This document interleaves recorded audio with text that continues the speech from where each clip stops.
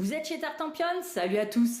Et voici Crime Zoom. C'est un jeu pour 1 à 6 joueurs à partir de 14 ans pour une partie d'environ 60 minutes. Alors pourquoi une partie? Eh bien tout simplement, comme son nom l'indique, Crime Zoom est un jeu d'enquête à travers 55 cartes où vous allez devoir trouver ce qui est arrivé à ce pauvre bougre avachi sur son canapé et surtout totalement assassiné sur cette scène de crime.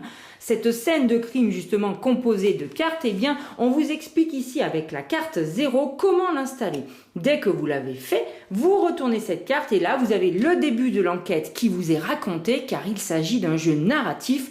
Tout de suite on va vous plonger dans le contexte. Comment est-ce qu'on joue dans Crime Zoom? Eh bien très simplement on va utiliser le reste des cartes qui sont des cartes pistes. Elles vous donnent soit des informations, soit des scènes secondaires. Elles sont numérotées ici en haut à gauche. Vous ne pouvez les prendre que si on vous invite à le faire.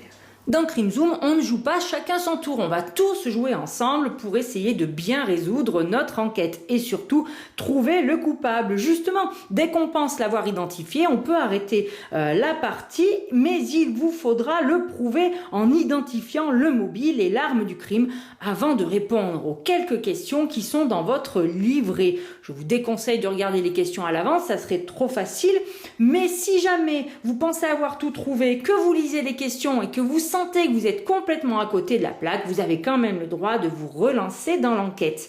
Alors comment est-ce qu'on va jouer? Eh bien on va choisir les cartes que l'on retourne, elles vont nous faire partir sur différentes pistes plus ou moins intéressantes. Vous pouvez les retourner quand vous voulez. Avant de les retourner, vous pouvez les attraper et les regarder de plus près. Voyons comment tout ceci peut se dérouler avec une scène de crime secondaire faite maison. Donc vous voyez, on est plusieurs, on réfléchit. Alors attendez, avant de retourner cette carte, on peut décider de la regarder d'un petit peu plus près. Ouais, c'est peut-être pas intéressant tout de suite. Et celle-ci quand même, on voit la victime. Allez, on peut peut-être décider ensemble de la retourner.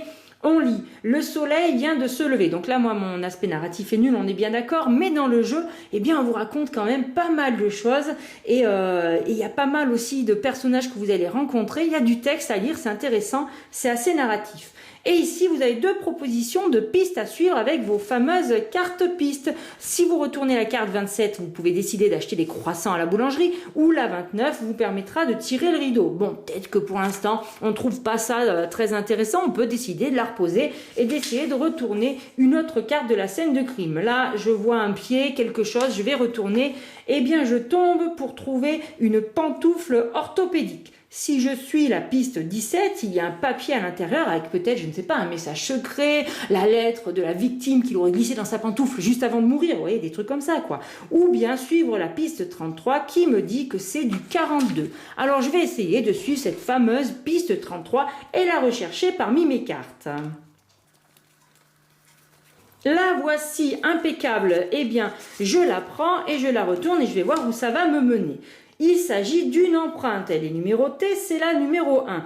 Empreinte d'une pantoufle orthopédique, probablement laissée dans la neige par l'assassin. Ah, ça va peut-être pas me mener quelque part, mais je la garde quand même de côté. Cette carte piste a été utilisée, car en effet, dans le jeu, si à la fin de la partie, vous avez utilisé le moins de cartes pistes possible, eh bien ça vous fera plus de points de victoire, d'étoiles pour vous glorifier. Vous avez même une variante compétitive dans le jeu, à savoir que certaines cartes pistes eh bien, pourront peut-être vous être demandées. Par exemple, on pourra peut-être vous dire lors d'une autre carte piste, si vous avez l'empreinte numéro 1, vous pouvez aller à telle piste, sinon allez à telle autre piste. Alors c'est pas facile de vous expliquer les règles sans vous révéler toute l'affaire. En toujours est-il qu'à la fin, eh bien voilà, vous avez une liste ici de quelques questions. Il faudra être très précis. Certaines questions vous feront des propositions, d'autres vous demanderont tout simplement d'avoir le numéro de la carte piste qui permet de justifier votre réponse. Mais après ces quelques questions dans le livret de règles,